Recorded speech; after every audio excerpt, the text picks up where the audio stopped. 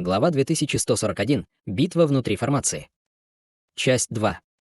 После этого Хань Ли бросил взгляд на Лан Пу и Лю Цзи, и, как и ожидалось, они были далеко недовольны этим внезапным развитием событий. Однако они обе знали, что Хань Ли еще не принял решение о том, собирается ли он помочь Баохуа, поэтому они не делали ничего опрометчивого и просто оценивали разворачивающуюся ситуацию с мрачными выражениями лиц. «Конечно, у меня есть некоторые доказательства, которые я могу тебе показать», губы Баохуа шевелились, но она не издавала ни звука. Вместо этого она передавала свой голос прямо Хань Ли. Хань Ли слегка запнулся, услышав это, после чего впереди внезапно вспыхнули пространственные колебания, и появился шар розового света, прежде чем полететь прямо к нему. Хань Ли направил свое духовное чувство к шару света, чтобы обнаружить, что он несет предмет, и поднял руку, чтобы взять предмет в свои руки, прежде чем сфокусировать на нем свой взгляд. При этом он обнаружил, что это была короткая чернильно-черная палочка, излучающая слабый золотой блеск. Разум Хань Ли быстро попытался идентифицировать палку, но он совершенно не понимал, что это может быть. Ах, это кусок духовного астрального дерева. Жу Гоэр внезапно воскликнула при виде короткой палки. «Ты узнаешь эту штуку?» — спросил Хань Ли. «Да, старший. Глубокое астральное дерево — это тип дерева духов, который можно найти только в нашем малом духовном небе. Требуется 100 лет, чтобы оно выросло на полдюйма, 1000 лет, чтобы вырастить один лист, и 10 000 лет, чтобы дождаться его цветения. Это самый ценный материал для обработки инструментов атрибута дерева в нашем малом духовном небе, и у него даже есть прозвище «божественное дерево». Но я никогда не видела и даже не слышала о таком большом куске глубокого астрального дерева. Жу Гоэр сказала с широко раскрытыми изумленными глазами. «Ты уверена, что это духовное дерево нельзя найти за пределами малого духовного неба? В качестве альтернативы, возможно ли, что ты ошибочно идентифицировала его, и на самом деле это другой тип материала?» — спросил Хань Ли, нахмурив брови. По словам людей старших нашего маленького духовного неба, глубокое астральное дерево — это нечто, что появилось случайно в результате скрещивания нескольких видов духовных деревьев в нашем маленьком духовном небе. Поэтому его определенно нельзя найти ни в одном другом мире. Много сражений велось между нашей человеческой расой и другими иноземными расами из-за этого леса глубоких астральных деревьев, поэтому я никак не могу спутать его с чем-то другим, серьезно сказала Чжу Гоэр. Я понимаю. Хань Ли снова перевел взгляд на кусок духового дерева, когда на его лице появилось задумчивое выражение. Прямо в этот момент Лю Цзи, наконец, вмешалась. «Друг Даос Хань, мы не будем держать этот проход открытым для вас дальше, если вы не уйдете». Намек на намерение убить также промелькнул в глазах Лан Пу. «Если ты не уйдешь сейчас, то останешься здесь навсегда». В то же время гигантский лазурный флаг перед ней издал слабый жужжащий звук, и проход начал дрожать, как будто он вот-вот рухнет. Увидев это, зрачки Хань Ли слегка сузились, и он сразу же сказал: «Мы уходим». В следующее мгновение его летающая повозка вылетела из прохода светящимся шаром и быстро исчезла вдали. И Лан Пу, и Лю Цзи были в восторге, увидев это, в то время как выражение лица Баохуа совершенно не изменилось. После ухода Хань Ли Лан Пу указала пальцем на гигантский флаг впереди, и созданный проход рухнул под оглушительный грохот. Таким образом, весь мир молнии вернулся в прежнее состояние. Лю Цзи с улыбкой повернулась к Баохуа и сказала: «Похоже, ты не смогла соблазнить его, сестра Баохуа. Будь я на его месте, я бы тоже не стала так сильно рисковать. Я уверена, что у тебя заканчивается магическая сила, так почему бы тебе не позволить нам отправить тебя в путь?» Когда она говорила, ее улыбка исчезла, и она быстро положила руку на серебряную статую Будды перед ней. Огромное пространство серебряного света мгновенно вырвалось из статуи, и из земли появилась серебряная проекция высотой около 100 футов, которая затем превратилась в гигантского серебряного Будду. Тем временем Лан Пу открыла рот, чтобы выпустить несколько шаров жизненной ци, и все они исчезли в 5 оставшихся лазурных флагах. В следующее мгновение 5 маленьких флагов также увеличились до более чем 100 футов в высоту. Среди грохочущего удара грома флаги превратились в 6 свирепых лазурных молниеносных змей, каждый из которых был толщиной с резервуар для воды. И они одновременно ринулись прямо на Баохуа. В желтом свете гигантский крокодил издал яростный рев, и дюжина или около того черных щупалец, которые он вызвал, превратились в гигантских черных питонов, которые столкнулись с 6 лазурными молниеносными змеями. Раздалась череда оглушительных хлопков, и черные питоны были мгновенно разорваны в клочья. Гигантский крокодил немедленно испустил вой агонии, и его тело начало отчаянно корчиться, когда дьявольская ци, вырывающаяся из его пасти, внезапно прекратилась. Было ясно, что во время этого столкновения Хэйе полностью находился под контролем. Без каких-либо дальнейших препятствий на своем пути 6 лазурных молниеносных змей в мгновение ока достигли шара желтого света, прежде чем броситься вниз в унисон. Выражение лица Баахуа слегка помрачнело, когда она увидела это, и она быстро взмахнула своей короткой дубинкой. Раздался пронзительный визг, когда из дубинки в бешенстве вырвались желтые ореолы. Приближающиеся лазурные молниеносные змеи были пойманы желтыми ореолами и сразу же стали чрезвычайно медленными и вялыми. Лю Цзи холодно хмыкнула, увидев это, и тут же сделала ручную печать, из которой протянулась ладонь гигантского серебряного Будды. Рука каким-то образом преодолела расстояние в несколько тысяч футов и появилась прямо над шаром желтого света, а затем рухнула вниз, как небольшая гора. Когда она снижалась, вместе с ней обрушился взрыв устрашающей силы, и шар желтого света быстро сжался в овальную форму. В шаре света рука Баахуа метнулась, как молния, когда она взмахнула своей короткой дубинкой в воздух. Ее атака казалась довольно нежной и слабой, но короткая дубинка мгновенно ударила в центр проекции серебряной ладони, после чего первая взорвалась сверкающим шаром света. Порывы яростного желтого ветра пронеслись по воздуху во всех направлениях, и гигантская проекция ладони была мгновенно разорвана вместе с лазурными молниеносными змеями, а также вспышками и шарами лазурных молний в близлежащей области. Кроме того, ударные волны продолжали распространяться наружу с устойчивой огромной силой.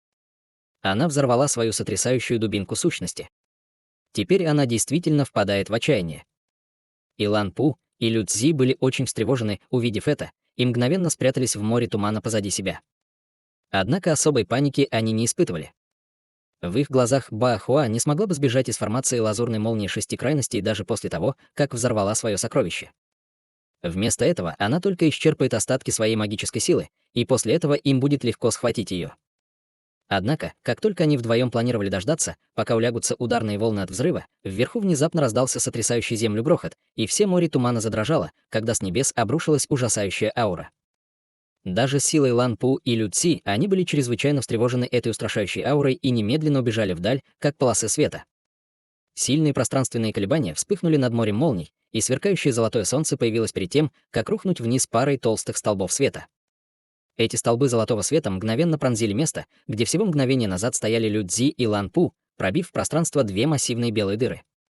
Увидев это, на лице Баахуа появилась слабая улыбка, и она собрала то немногое, что осталось от ее магической силы, прежде чем взмахнуть рукавом по воздуху, выпустив вспышку розового света, которая охватила ее и гигантского крокодила, с которым они оба мгновенно исчезли.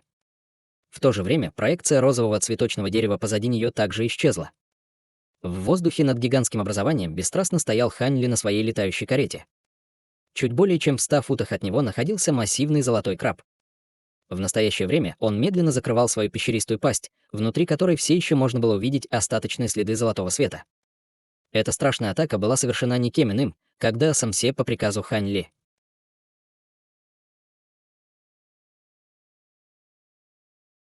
Глава 2142. Возрождение духовной области. Жу Гуэр в шоке смотрела на это с открытым ртом, явно не ожидая, что Хань Ли прикажет гигантскому золотому крабу атаковать столь мощной силой. Тем более, что он только что убедил всех, что покинет это место. На лице Хань Ли появилась слабая улыбка, и он сказал: «Спасибо за помощь, брат Се, я бы не смог определить самое слабое место этой формации и уничтожить ее одной атакой самостоятельно. Если бы это была полная формация лазурной молнии шести крайностей, или если бы я был в этой формации, то я бы тоже не смог этого сделать. Но в данных обстоятельствах это была довольно простая задача. Просто не забывайте выдать мне эликсир фальшивого бессмертия за это», — небрежно сказал гигантский золотой краб. «Уверяю вас, брат Се, я точно не забуду выдать вам причитающуюся порцию эликсира», — с улыбкой ответил Ханли, «как и не забуду выдавать его в дальнейшем. Независимо от того, сколько эликсира вы сможете предоставить мне в будущем, как только весь эликсир, которым вы меня снабжали до определенного момента, будет исчерпан, я больше не буду выполнять ваши приказы, если вы не снабдите меня больше», — резко сказал золотой краб. «Хорошо, видя, что вы не желаете идти на компромисс, мы будем придерживаться нашего первоначального соглашения. Но эликсир, который я дал вам до сих пор, должен поддерживать вас в течение некоторого времени», — сказал Ханли с кривой улыбкой. Гигантский золотой краб был очень умен, но как только упоминался эликсир, он тут же становился совершенно неуступчивым и не желал идти на компромисс. Эликсир фальшивого бессмертия действовал на него совершенно поразительным образом. На этот раз золотой краб ничего не сказал и просто посмотрел вниз с холодным взглядом в глазах. Огромная дыра, пробитая формацией, быстро закрывалась, и море тумана внизу снова начало скрываться. Прямо в этот момент рядом с летающей повозкой вспыхнули пространственные колебания, и Баахуа появилась во вспышке розового света. Ее лицо было бледным, и как только она появилась, она взглянула на Ханли, прежде чем немедленно достать маленький красный пузырек, из которого высыпала таблетку, а затем быстро проглотила ее. Прежде чем Хань Ли успел что-то сказать ей, иллюзорное ограничение внизу полностью исчезло во вспышке, открыв море белого тумана во всей его полноте. Почти одновременно из белого тумана раздались два яростных крика. Две гуманоидные фигуры, одна золотая и одна синяя, поднялись в воздух над морем тумана, и, естественно, это были никто иные, как Лю Цзи и Лан Пу. Они обе оценивали Хань Ли с холодным негодованием в глазах. «Мы планировали спустить тебя с крючка, но, похоже, ты решил убить себя», — сказала Лю Цзи ледяным голосом, подбрасывая свою серебряную статую Будды в воздух.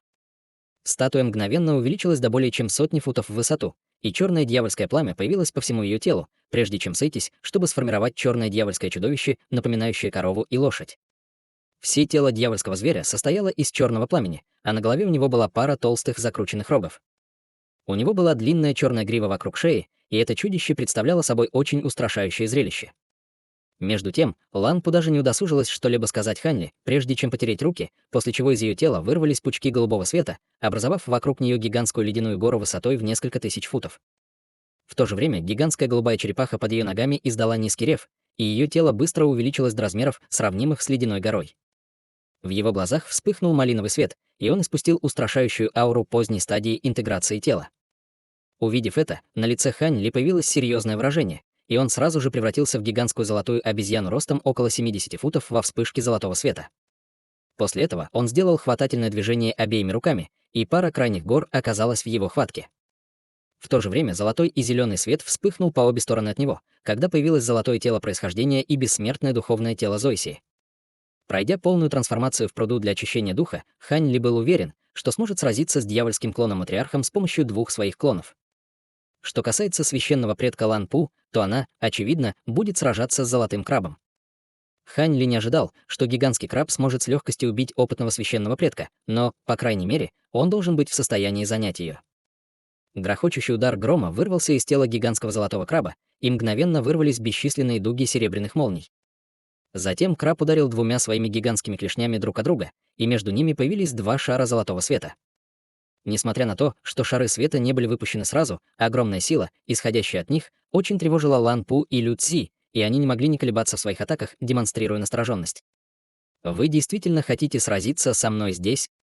Независимо от исхода нашей битвы, у вас будет мало шансов захватить старшую Баохуа», сказал Хань Ли, бросив быстрый взгляд на Баохуа. Он не знал, какую таблетку только что приняла Баохуа, но за этот короткий период передышки к ее щекам вернулся оттенок румянца, и колебания ее магической силы также несколько восстановились. Даже если есть лишь крохотный шанс, мы не можем позволить себе упустить его. Если ты не хочешь погибнуть в этой битве, которая тебя даже не касается, ты все равно можешь уйти сейчас, и мы победим. Мы даже можем связаться с Юань Янем и попросить его отозвать изданный им бессмертный приказ победы, чтобы ты мог благополучно вернуться в царство духов. В противном случае, даже если ты сможешь выжить в этой битве, я отдам дополнительный приказ бессмертного победы против тебя», — пригрозила Лю Цзи. «Я уже решил принять участие, поэтому я, конечно, не отступлю сейчас. Что касается приказа бессмертного победы, то раз один из них уже был издан против меня, то нет причин бояться второго», — сказал Хань Ли равнодушным голосом. Он уже решил вернуться в царство духов, поэтому, естественно, его не беспокоила угроза, которая внезапно возникла у него на пути. С его нынешними способностями, даже если он не мог победить истинное тело дьявольского патриарха, все еще был хороший шанс, что он сможет обеспечить самосохранение.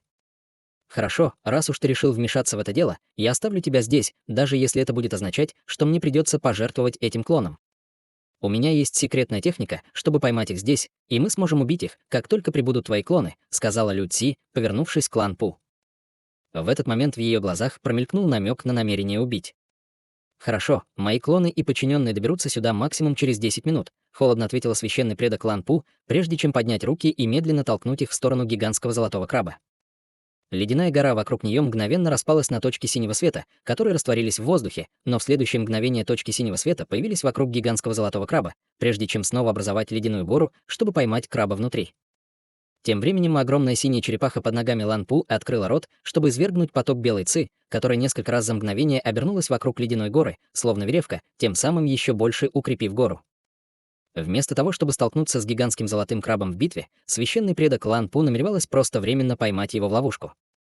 Прямо в этот момент Лю Цзи сложила ручную печать, и гигантский серебряный Будда перед ней протянул руки к Хань Ли и Баохуа. Черный огненный дьявольский зверь позади него открыл свою пещеристую пасть, выпустив стену черного пламени высотой более 1000 футов, которая взлетела прямо в воздух. Баахуа и Хань Ли находились прямо под черной стеной пламени, и Хань Ли холодно хмыкнул, увидев это, прежде чем приготовился подбросить свою пару экстремальных гор в воздух. В то же время два клона рядом с ним тоже готовились к битве. Однако именно в этот момент Баахуа вдруг сокрушенно вздохнула. При этом она подняла руку и осторожно выпустила шар розового света. При ближайшем рассмотрении можно было обнаружить, что этот шар света состоял из бесчисленных рун, каждая из которых была размером с рисовое зернышко. Шар рун вращался на месте лишь короткое мгновение, прежде чем взорваться сам по себе, и бесчисленные руны начали танцевать в окружающем воздухе, словно розовые лепестки цветов, создавая захватывающее зрелище. Пучок невероятно ослепительного зеленого света вспыхнул в самом центре, затем расплылся, прежде чем превратиться в маленькое зеленое дерево около фута высотой, и оно быстро начало расширяться со скоростью, заметной невооруженным глазом. За один вдох оно выросло и стало полноразмерным деревом, а его корни слились воедино с рукой Баахуа. Листья дерева светились слабым зеленым светом, и было видно, что оно постоянно поглощает магическую силу ее тела.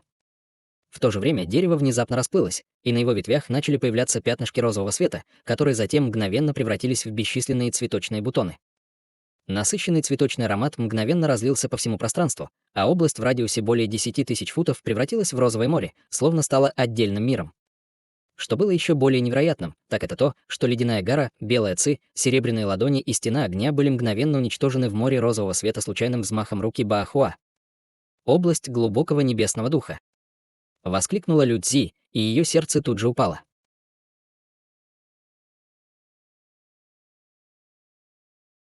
Глава 2143. Вынужденное отступление. Итак, это область глубокого небесного духа. Она действительно обладает непостижимой силой. Однако в настоящее время ты не должна обладать способностью активировать свое древо глубокого небесного цветка.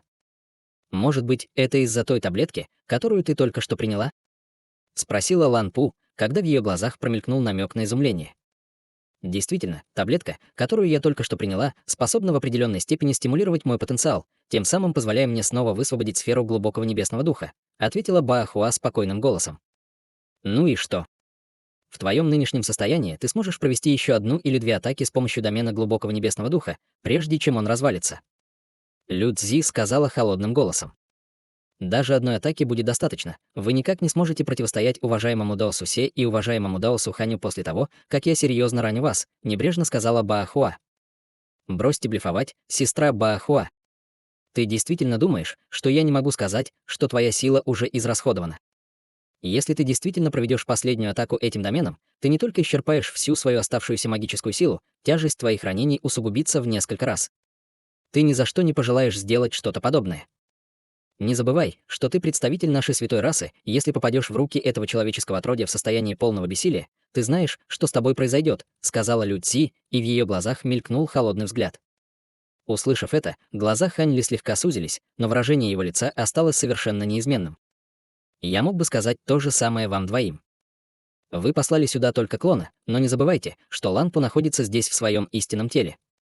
Если вы заставите меня провести эту последнюю атаку, я обязательно направлю свою силу на Лан Пу, и будет по крайней мере 40% шанса, что она погибнет. Ты осмелилась бы на такую авантюру, уважаемая Даос Лан? Спросила Баахуа со спокойной улыбкой. Это угроза. Спросила Лан Пу, когда выражение ее лица резко потемнело. Возможно, так. Как ты отреагируешь на это? Рискнешь ли ты быть убитой и нападешь на меня вместе с клоном Лю Цзи или уладишь этот вопрос мирным путем? Продолжила Баахуа. Услышав это, на лице Лан Пу появилось нерешительное выражение. Сердце Лю Цзи упало при виде выражения лица Лан Пу, и она поспешно вмешалась. «Не говорите мне, что тебя на самом деле обманывает блеф Баахуа, сестра Лан. С областью глубокого небесного духа, даже если бы она была способна на это, мы с тобой определенно сможем справиться с атакой вместе. С вмешательством золотого краба и этого человеческого отродья наши шансы на победу уже упали примерно до 50%. Теперь, когда Баахуа выпустила свою область глубокого небесного духа, наши шансы упали еще больше, всего до 10%. Я не думаю, что разумно делать ставку на такие плохие шансы. Если бы твое истинное тело было здесь, возможно, я была бы готова рискнуть с тобой. Но то, как сейчас обстоят дела, голос Лан Пу затих. Она покачала головой, и уже было совершенно ясно, каковы ее намерения. Но если мы отпустим Баахуа, она вернется за нами, как только восстановит свои силы, и мы обе окажемся в серьезной опасности. Настаивала Лю Цзи. Наше святое царство в настоящее время находится в разгаре скорби, так что кто знает, что будет в будущем. Я не рискну поставить под угрозу свои шансы преодолеть это испытание, рискнув здесь, холодно хмыкнула в ответ Лан Пу. Но если мы сможем убить Баахуа, ты получишь копию метода культивирования области глубокого небесного духа и метку стремительности Баахуа. Тогда тебе не придется бояться своих будущих невзгод.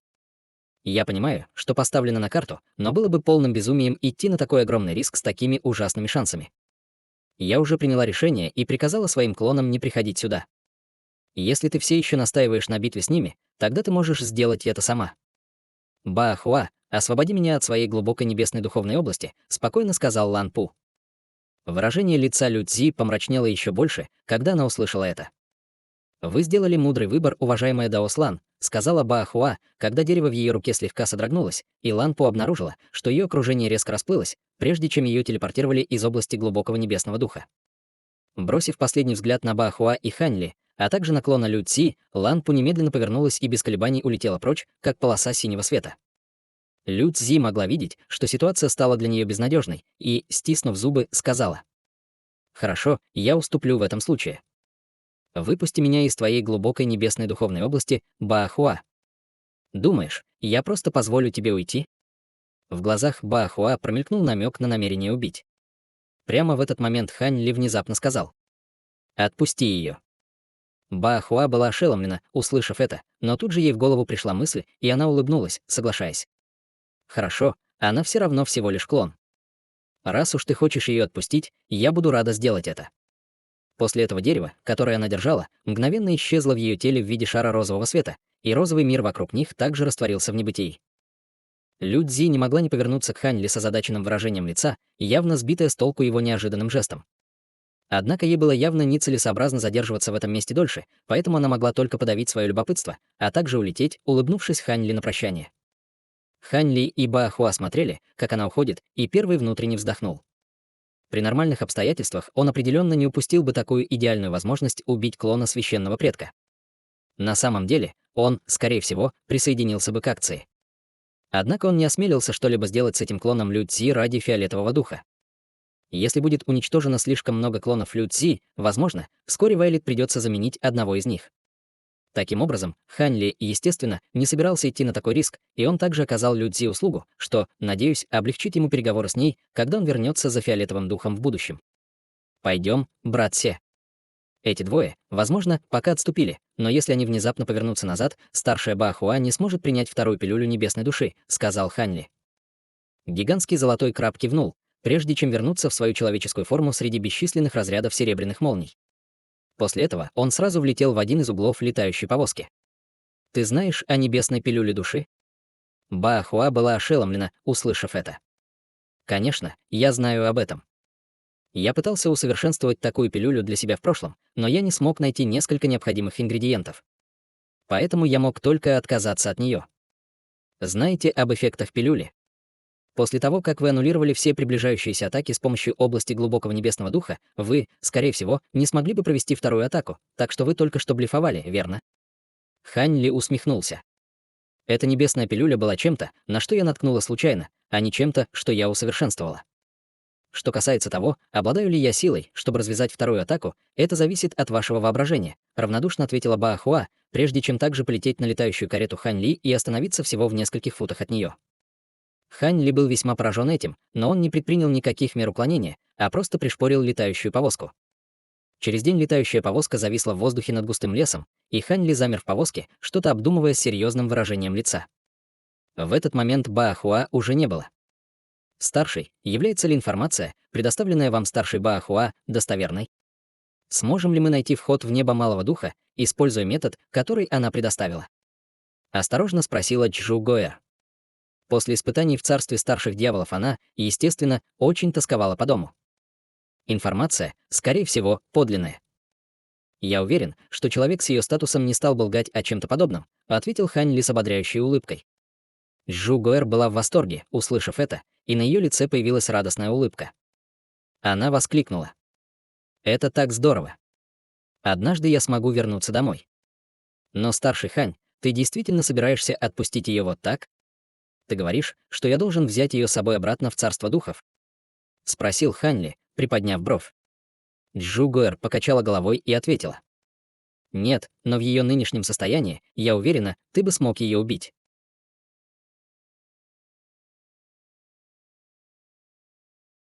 Глава 2144. Неожиданная ситуация. Хань Ли с печальной улыбкой посмотрел на Джу Гоэр. Вот как. Ты действительно думаешь, что я не хотел этого делать? Мне просто не хватает уверенности, чтобы сделать это. Когда-то она была дьявольским матриархом. Кто знает, есть ли у нее в рукаве какие-то спасительные козыри. Потерять свою жизнь из-за чего-то подобного. Сказал Хань Ли с кривой улыбкой.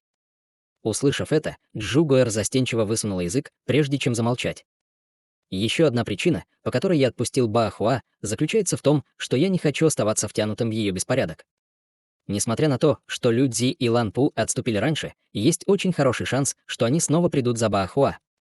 Несмотря на то, что я сорвал их планы, я уверен, что они предпочтут выследить Баахуа, а не преследовать меня. После этого испытания Баахуа станет только более осторожной, и Лю Цзи и Лан Пу будет очень трудно снова загнать ее в угол, спокойным голосом объяснил Хань Ли. Глаза Джу Гоэр сразу же загорелись, когда он услышал это. Твоя мудрость поистине непревзойдена, старший Хань. Мы можем воспользоваться их конфликтом, которым они заняты, чтобы вернуться в царство духов. Тем временем Дао Ссе продолжал стоять в углу летающего экипажа в полной тишине. Давайте продолжим.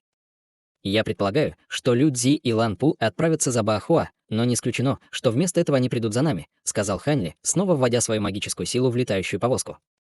Он направил повозку к опушке леса. Между тем, в бесчисленных километрах Баахуа стояла на вершине невзрачной горы. Ее цвет лица нормализовался, и не было никаких признаков, указывающих на то, что она каким-либо образом травмирована. За ней стоял Хее в черной броне. Его аура была довольно слабой, а цвет лица довольно бледным, но он все еще стоял высоко, как неподвижный каменный столб. Они вдвоем простояли на вершине горы больше часа, не выказывая никакого намерения уйти, будто чего-то ожидая. По прошествии еще почти часа вдалеке вспыхнули пространственные колебания, и порыв желтого ветра понесся к горе. Выражение лица Бааху слегка изменилось, когда она увидела это, и в следующее мгновение желтые ветры стихли, открыв гуманоидную фигуру, окутанную желтым светом. Я выражаю свое почтение госпоже Баахуа. Я пришел сюда так быстро, как только мог, но я все же опоздал на 1 день. Пожалуйста, простите меня за мое опоздание. Испуганно сказала желтая фигура, простирая глубокий поклон в сторону Баахуа. Ты не виноват. У меня изначально было кое-что еще, что я хотела обсудить с тобой. И я не думала, что попаду в ловушку Лю Цзи и Лан Пу. В данный момент мне придется спрятаться в твоей обители. Твоя база совершенствования значительно улучшилась с тех пор, как я видела тебя в последний раз. Ты всего в одном шаге от того, чтобы стать священным предком, безразлично заметила Баахуа. И если бы вы не спасли меня столько лет назад, я был бы уже мертв. Для меня большая честь служить вам, госпожа. Лю Цзи и Лань Пу — пара коварных старых лисиц, но они определенно не союзники мне. Не подозревайте меня, пожалуйста. Все эти годы я намеренно выражал постоянную неприязнь к вам, и я всегда был в очень хороших отношениях с этими двумя, уважительно сказала желтая фигура. Похоже, я сделала правильный выбор, призвав тебя сюда. Пойдем в твою пещерную обитель. Я уверена, что Лю Цзи и Лан Пу так просто не сдадутся, сказала Баахуа со слабой улыбкой. Да, госпожа. Пожалуйста, приезжайте и отдохните на этом моем летающем сокровище. Я позабочусь обо всех, кого мы встретим на пути, ответила желтая фигура, поднимая руку, чтобы выпустить летающую лодку среднего размера. Лодка была белоснежной, как нефрит, и очень искусно сделана. Личность владельца лодки также отображалась с помощью нескольких чрезвычайно привлекательных золотых дьявольских символов на одной стороне лодки. Баахуа взглянула на летающую лодку, прежде чем довольно кивнула, а затем влетел в кабину лодки с Хее. В лодке они оба тут же начали медитировать. Несмотря на то, что с момента их последней битвы прошло некоторое время, они оба были сильно утомлены и ранены, поэтому им, естественно, приходилось использовать все возможное время, чтобы отдохнуть и восстановиться. Желтая фигура также влетела в лодку, после чего улетела полосой белого света, исчезнув вдали после нескольких вспышек. Менее чем через полдня на вершине того же холма вспыхнули пространственные флуктуации, и 5 человек появились из ниоткуда, 2 из которых были никем иным, как Лан Пу и клоном Лю Цзи. 2 человека рядом с Лан Пу были очень похожи на нее, и оба они были одеты в одинаковые одежды, хотя один был красным, а другой желтым. Позади Лю Цзи стоял невысокий карлик в даосских одеждах. У него была длинная бородка длиной около полуфута, а за спиной был привязан красный деревянный меч. Как только 5 из них появились, Лан Пу взмахнула рукавом по воздуху, выпустив шар белого света, внутри которого был маленький белый леопард. Леопард быстро облетел горную вершину, обнюхивая ее носом, прежде чем вернуться к Лан Пу и издать серию криков. Значит, Баахуа действительно была здесь. Кроме того, с ней был еще кто-то, кроме этого черного крокодила, торжественно сказала Лан Пу, убирая маленького леопарда. Там был кто-то еще. Может быть, тот человек вернулся, чтобы встретиться с Баахуа? Спросила Лю Цзи, когда выражение ее лица слегка помрачнело. Это не он, мой леопард, обнаруживающий дух, смог бы идентифицировать его ауру. Кто бы это ни был, они использовали какую-то секретную технику, чтобы скрыть свою ауру. Но мой леопард, обнаруживающий дух, все еще мог ощущать слабую остаточную ауру, которая несколько знакома, так что это должен быть кто-то, кого я встречала раньше, ответила Лан Пу. Кто-то, кого вы видели раньше. Это означает, что это, скорее всего, один из прошлых союзников Баахуа из нашего священного царства. В таком случае будет довольно сложно выследить ее, озабоченно сказал невысокий даосский священник, стоящий позади Лю Цзи. Из-за его невысокого роста и длинной бородки его внешний вид был довольно смешным, но все воспринимали его очень серьезно, и Лан Пу серьезно ответила. Будь уверен, уважаемый Даос Фу, Баахуа ранее активировала свою глубокую небесную духовную область. И она никак не могла бы восстановить свои силы в ближайшем будущем. Должно быть, в настоящее время она скрывается с новым человеком, который появился, и тот факт, что ее союзник смог прибыть сюда так быстро, указывает на то, что они, скорее всего, высокоуровневые дьявольские существа поблизости. Я должна быть в состоянии выследить их с помощью исчерпывающего поиска.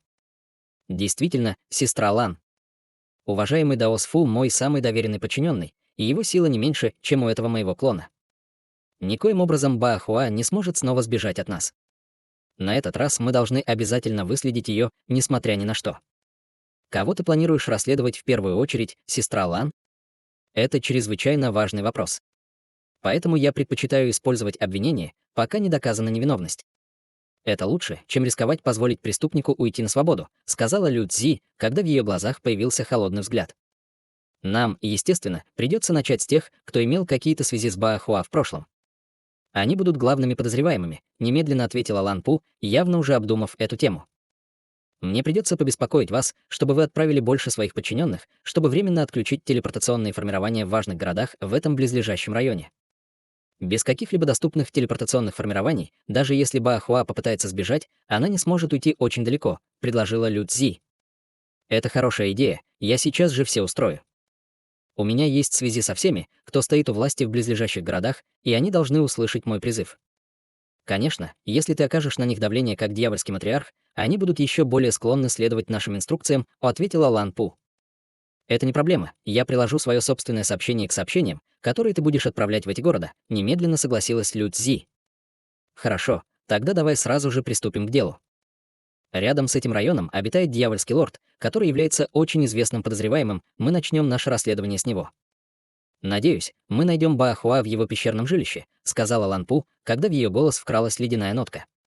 После этого она провела рукавом по воздуху, выпустив вспышку синего света, и все 5 исчезли на месте. Полгода пролетели незаметно. На холмистой горной цепи, расположенной в уединенном районе царства старших дьяволов, была гора, окруженная стенами высотой более 1000 футов. Это была крепость, занимавшая площадь более 5 километров и напоминавшая небольшой город. На стенах стояли группы вооруженных патрулей, и, судя по разноцветным огням, вспыхивающим вокруг цитадели, было видно, что внутри нее выставлено множество формирований и ограничений.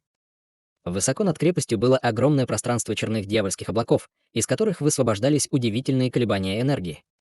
Жу-Гоэр находилась на небольшой горе примерно в 100 километров от нее и ошеломленно смотрела в медное зеркало перед собой. Была ли какая-то ошибка, старший Хань? Разве вы не говорили, что этот узел будет слабо охраняться?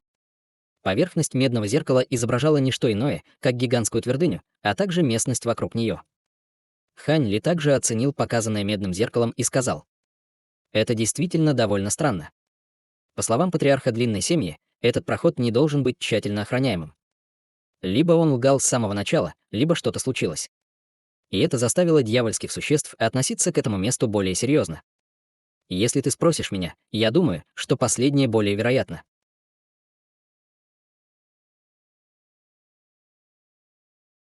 Глава 2145. Принудительный вход.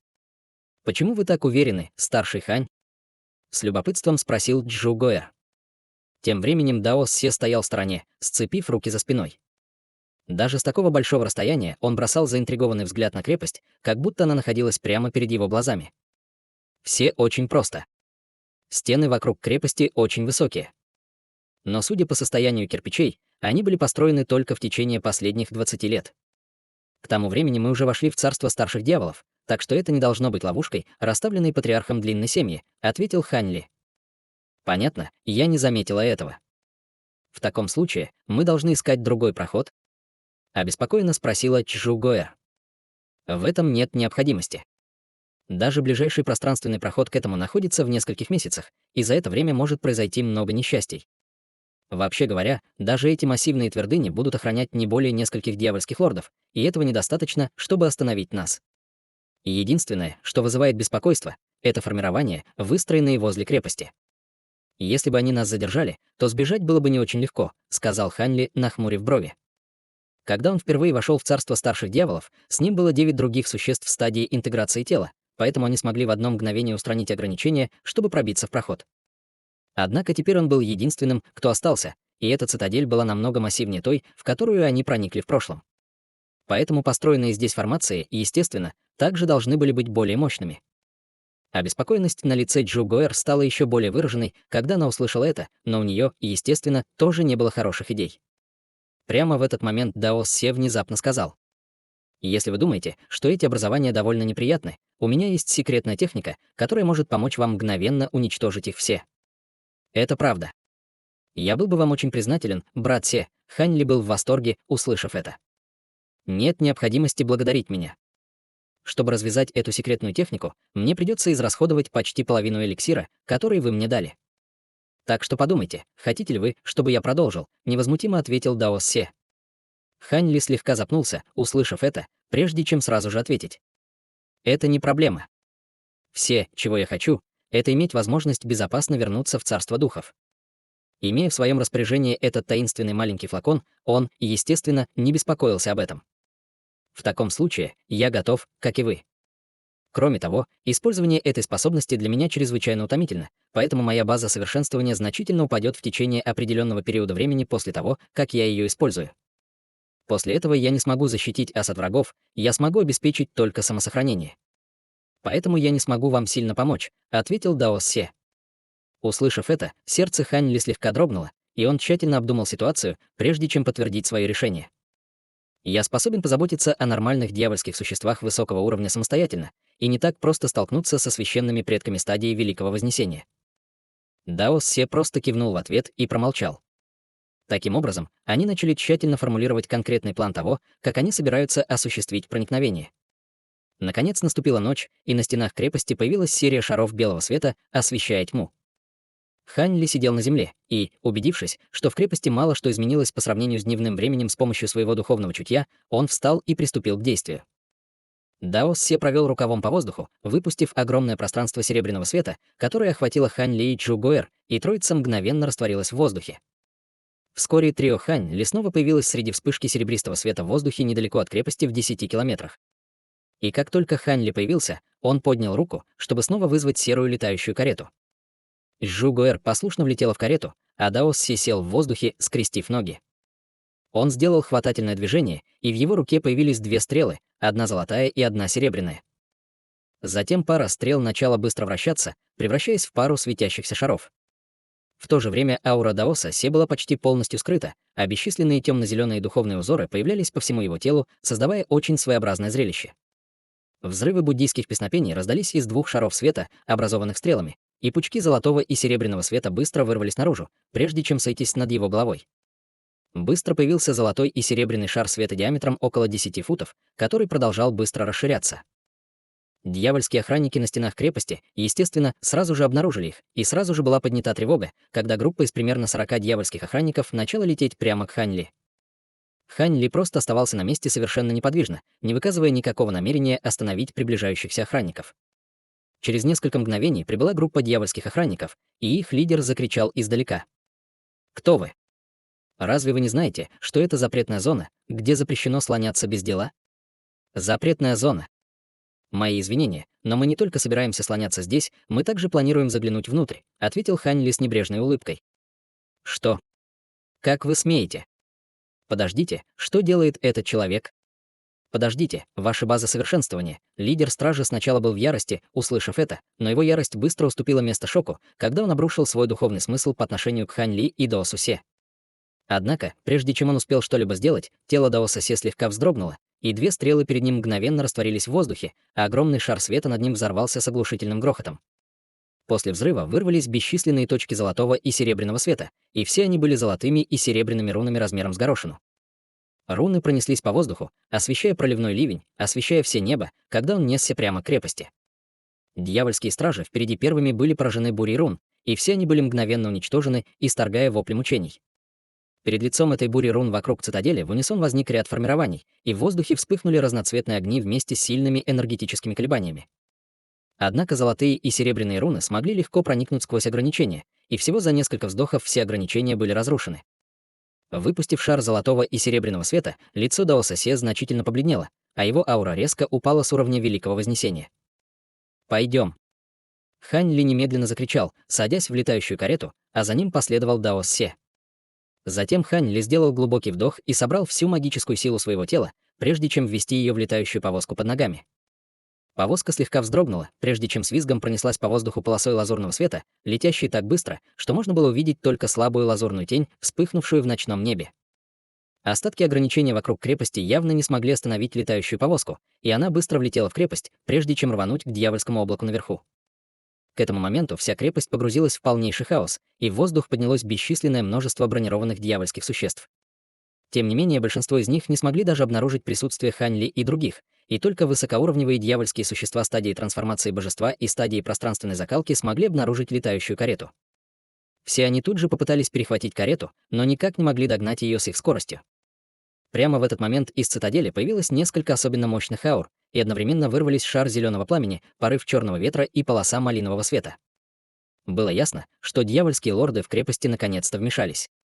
Однако Хань Ли не обратил на это внимания и продолжал лететь к черному дьявольскому облаку наверху, а затем немедленно потер руки, прежде чем поднять их в воздух. Бесчисленные шары золотого света вырвались из его ладоней на фоне череды раскатов грома, а затем мгновенно исчезли в облаке. В следующее мгновение в облаке разразился сокрушительный грохот, сопровождаемый вспышками бесчисленных дуг молний. Дьявольское облако не могло сравниться с золотой молнией, и оно мгновенно взорвало огромную область пустого пространства.